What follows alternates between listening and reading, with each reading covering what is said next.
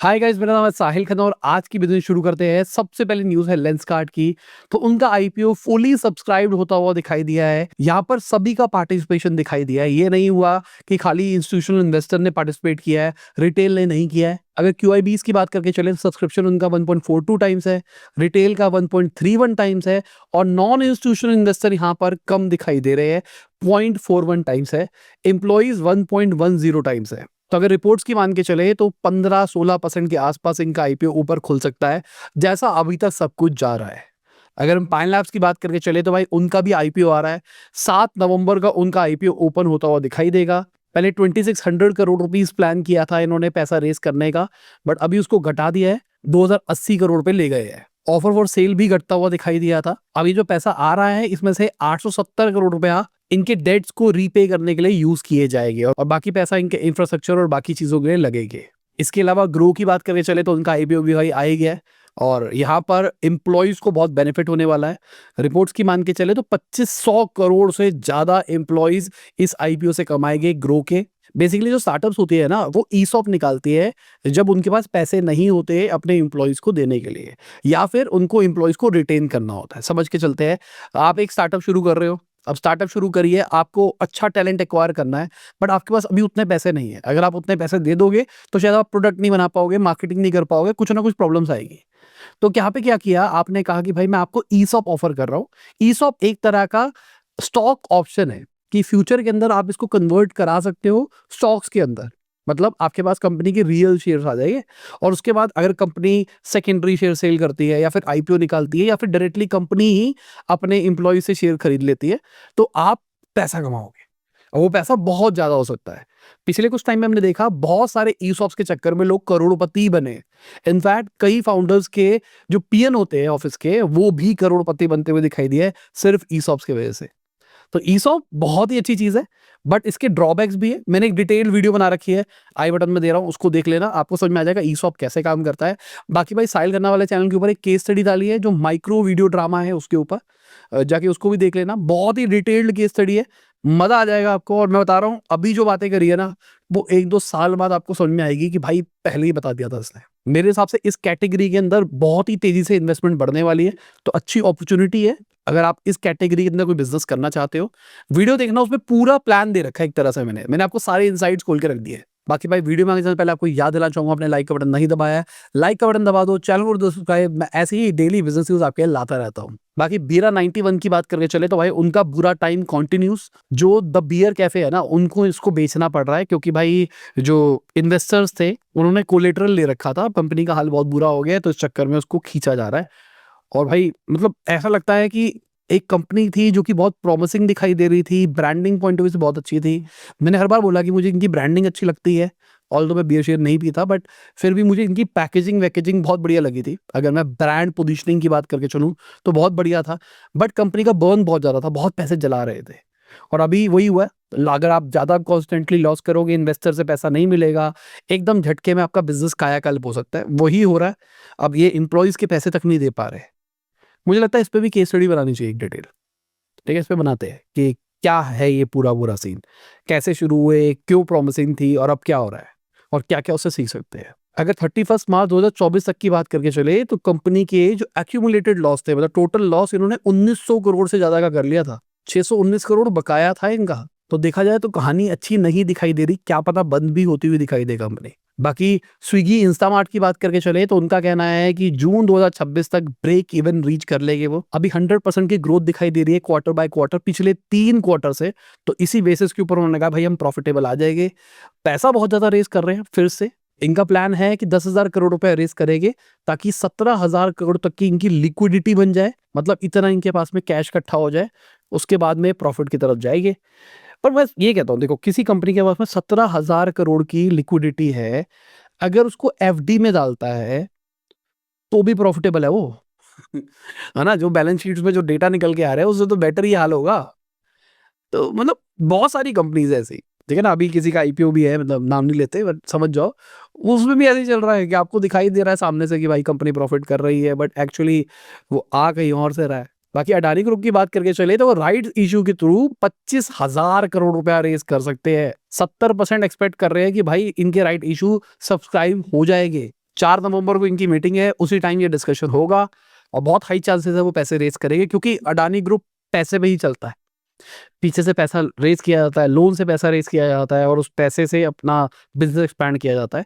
Right issue मतलब अब तो इक्विटी दे रहे हैं भाई एक तरह से। इसके अलावा अगर हम बेवकूफ की बात करके चले, जो कि बहुत पॉपुलर मेरे कॉलेज टाइम के अंदर ब्रांड हुआ करता था, 73 करोड़ का इन्होंने लॉस रिपोर्ट किया है फाइनेंशियल ईयर 25 के अंदर। जो कंपनी के सीईओ और फाउंडर है प्रभ किरण जी, हमने इनके साथ में पॉडकास्ट भी किया है, अभी रिसेंटली इनकी शादी भी हुई थी। तो ये 12.5% ओन करते हैं कंपनी का, और 86% के आसपास जो Aditya Birla digital fashion ventures है वो ओन करता है। फाइनेंशियल ईयर 20 के अंदर 200 करोड़ का इनका रेवेन्यू हुआ करता था, जो कि अभी 7.5% बढ़ने के बावजूद भी 173 करोड़ पे पहुंचता हुआ दिखाई दिया है। अगर आप देखोगे मार्जिन पॉइंट ऑफ व्यू से, रेवेन्यू बढ़ा है भाई, एक्सपेंसेस इन्होंने घटाया है जो कि अच्छी चीज है, लॉसेस भी इंप्रूव होते हुए दिखाई दे रहे हैं जो अगेन एक अच्छी चीज है। कंपनी की यूनिट इकोनॉमिक्स देखे जाए तो भाई बहुत बुरा हाल है। आज भी 1 रुपए कमाने के लिए 1 रुपीज 43 पैसा खर्च किया जा रहा है।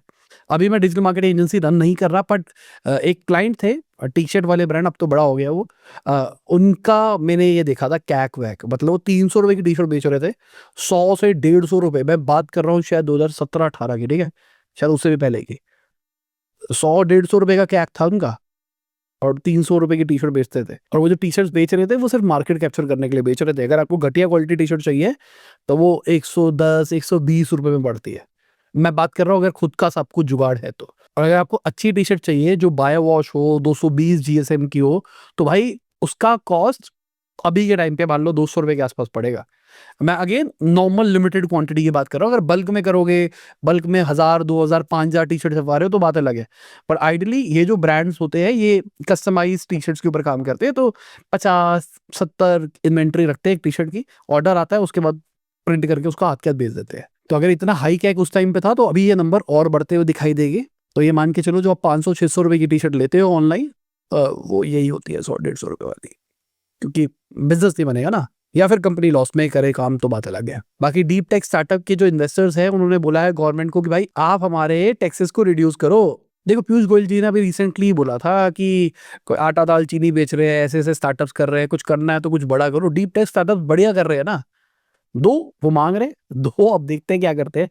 कहीं ना कहीं मुझे लगता है डीप टेक की उतनी इज्जत नहीं है। मेरे को याद है मैंने तथागत जी के साथ में, जो सेक्टपल के फाउंडर है, मैंने उनके साथ में पता नहीं 2021-22 के अंदर पॉडकास्ट किया था, और उसके अंदर अगर आप देखोगे व्यूज कम है। उस टाइम पे हमारी एवरेज बहुत अच्छी हुआ करती थी जो फाउंडर्स पॉडकास्ट होते थे, बट वो वीडियो एकदम बॉम्ब करी थी उस टाइम पे। रीजन क्या था?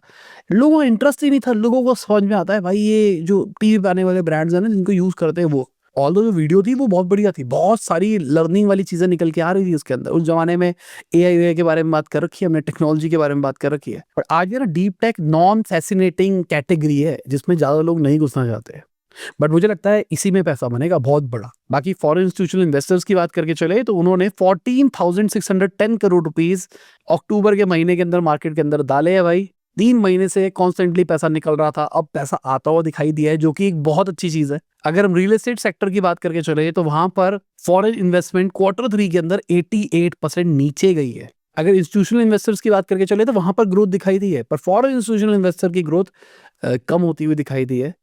क्या ये वाला पैसा, रियल एस्टेट वाला पैसा उन्होंने मार्केट को यहाँ पे डाल दिया क्या? ओवरऑल अगर आप देखोगे तो इन्वेस्टमेंट बढ़ती हुई दिखाई दे रही है। अगर फॉरेन का हिस्सा कम देखने को मिला है तो इंडिया के जो डेडिकेटेड इन्वेस्टर्स है उन्होंने ज्यादा डाल दिया है। और स्पेसिफिकली अगर आप देखोगे तो कमर्शियल सेक्टर में सबसे ज्यादा पैसा जा रहा है, फिर रियल एस्टेट के अंदर जा रहा है। इंडस्ट्री वेयर हाउस में उतना पैसा नहीं जा रहा जितना जाना चाहिए मेरे हिसाब से, क्योंकि ये अभी क्विक कॉमर्स इन सब का जलवा है ना, तो इसके अंदर तो पैसा जाना चाहिए। पर हो सकता है कि ये जो नंबर्स है ये भी बहुत ज्यादा हो। अभी हम देख रहे हैं कि कंपैरिजन वाइज छोटा दिखाई दे रहा है, पर अपने आप में ये बहुत बड़ा नंबर हो। बाकी ओला इलेक्ट्रिक का मार्केट शेयर भाई 11.6% पे पहुंच गया है। नंबर 1 बजाज पहुंच चुका है, टीवीएस है, उसके बाद फिर एथर है, ओला इलेक्ट्रिक है। अक्टूबर के मिड की रिपोर्ट में भी हमने ये बात करी थी, 20-21 के आसपास में हमारे पास में रिपोर्ट आई थी, तो वहां पर अभी यही टाइप का डेटा दिखाई दे रहा था, अभी भी यही डेटा दिखाई दे रहा है। क्या होगा भाई ओला का? अब चार्ट के अंदर देखो भाई, जो हाल दिखाई दे रहे हैं, हीरो इनसे आगे निकल जाएगा। मेरे को याद है अक्टूबर के एंड के अंदर हीरो शायद इनसे आगे था, बट अभी 100 का ही डिफरेंस है हीरो और ओला इलेक्ट्रिक के अंदर। तो अच्छी खबर नहीं है ओला इलेक्ट्रिक के लिए। इसके ऊपर भी मैंने केस स्टडी बना रखी है, देख लेना डाउनफॉल के बारे में। और मैं तो ये बोल रहा हूँ कि अभी पिवट करेंगे, अभी बैटरी के साइड पे जाएंगे, देख लेना। मुझे ऐसा लगता है, बड़ा शोर शराबा उसके अंदर ज्यादा होगा। बाकी इंडियन ऑयल के सीईओ की बात करके चले तो उनका कहना है कि हमारे पास में $300 मिलियन डिविडेंड की फॉर्म में पड़े हैं रशियन बैंक्स के अंदर, बट ये जो सैंक्शंस लगे हैं इस चक्कर में हम निकाल नहीं सकते, हमारे पैसे फंस गए हैं, हम कोई लीगल ऑप्शन देख रहे हैं। अब मैं ये कह रहा हूँ ठीक है पैसे नहीं निकाल सकते, पर सेटलमेंट तो हो सकती है ना। अगर पता नहीं मुझे, शायद ये इलीगल तरीके हो गए, बट सेटलमेंट की डेफिनेशन बता रहा हूँ। फॉर एग्जाम्पल रशिया का बहुत सारा माल इंडिया के अंदर आ ही रहा है, तो वो कहे कि भाई मुझे पैसे मत दे, इसकी जगह तू मुझे ये ऑयल दे दे। ऐसा भी तो हो सकता है ना, उसके बाद ऑयल को इंडिया में बेच दे। ऑयल पेट्रोल की बात नहीं कर रहे, जैसे सनफ्लावर ऑयल की बात करके चले तो इंडिया का बिगेस्ट सनफ्लावर ऑयल सप्लायर बन गया रशिया। ये नंबर 2021 से 12 गुना बढ़ते हुए दिखाई दिए, जो कि 10% पे हुआ करते थे, 2024 तक ये 56% पे जाते हुए दिखाई दिए, और जिस तरीके से हाल चल रहा है नंबर और भी बढ़ते हुए दिखाई देंगे। तो चाहे तो ये ऐसी चीजों से भी सेटलमेंट कर सकते हैं। मुझे बताना भाई, बहुत सारे जियो पॉलिटिकल एक्सपर्ट्स हमको देखते हैं, तो भाई क्या होगा, कैसे ये पॉसिबल है या नहीं है, मतलब वैसे ही तो लीगल की बात है, लीगल वाला बता पाएगा, बट जियो पॉलिटिकल वालों को सब पता होता है, वो सब बता देते हैं, उनको सब पता है। बाकी यूएस बैंक्स की बात करके चले तो $395 बिलियन के अनरियलाइज्ड लॉसेस है उनके पास Q2 की। अगर हम बात करके चले, अगर आप ये चार्ट देखोगे तो भाई एकदम तबाही बर्बादी दिखाई दे रही है। ये नंबर बहुत बड़ा है, 2008 क्रैश वाली बातें हो रही है। बट कहानी ये थी, उस टाइम पे जो डेट था, जो ये बैड वाला सीन था, ये था पब्लिक का, और वो बैड क्वालिटी का लोन था। ये जो है ये गवर्नमेंट वाला सीन है। इस गवर्नमेंट वाले सीन के चक्कर में उतना शोर नहीं मच रहा है। माना जा रहा है 16 ऐसे बैंक्स हैं जिनका अनबुक्ड लॉसेस अमाउंट 50% या उससे ज्यादा है उनके कोर कैपिटल से। पिछले 24 महीने में कॉन्स्टेंटली घटता हुआ दिखाई दिया। आप समझो, आपने बैंक में पैसा डाला और बैंक ने आपका पैसा आगे दे दिया, और वहां से बैंक पैसा कमाएगा और आपको रिटर्न देगा। बाहर तो कुछ रिटर्न भी नहीं मिलता, इंडिया में तो चलो 6-7% का कुछ तो रिटर्न मिलता है अगर आप बैंक में एफडी वडी डालते हो, वहां तो आपको उतना रिटर्न भी नहीं मिल रहा। बट आपका पैसा आगे बैंक ने गवर्नमेंट को दे दिया, और गवर्नमेंट कहती है भूल जाओ। अब आप बैंक पे जाते हो पैसे लेने के लिए, बैंक वाला कहता है भाई मेरे को नहीं पता, गवर्नमेंट ने कहा भूल जाओ तो तुम भी भूल जाओ। तो अगर आप देखोगे चार्ट के अंदर क्लियर दिखाई दे रहा है, कुछ ऐसी सिक्योरिटीज पड़ी है जिसको बेचने का टाइम आ गया है, पर फिर भी वो बेच नहीं पा रहे हैं। हाँ, पिछले कुछ टाइम में कुछ इंप्रूवमेंट दिखाई दी है, but this is not good. पहले ही यूएस का बैंड बज रहा है भाई, और अब बैंक का भी बजेगा, और ये बैंक से ही पूरी दुनिया में कलेश होता है। 8 क्रैशेस बैंक से ही आए थे यूएस वाले। बाकी इसी के साथ में हमारी आज की वीडियो खत्म होती है। उम्मीद करता हूं आपको मजा होगा। लाइक कर देना, शेयर कर देना, कमेंट करना वीडियो कैसी लगी। बाय, गुड नाइट, शब, गुड हाफिज, गुड मॉर्निंग, गुड आफ्टरनून, जब भी आप वीडियो देख रहे हैं। जय हिंद, वंदे मातरम, दुआ में याद रखना।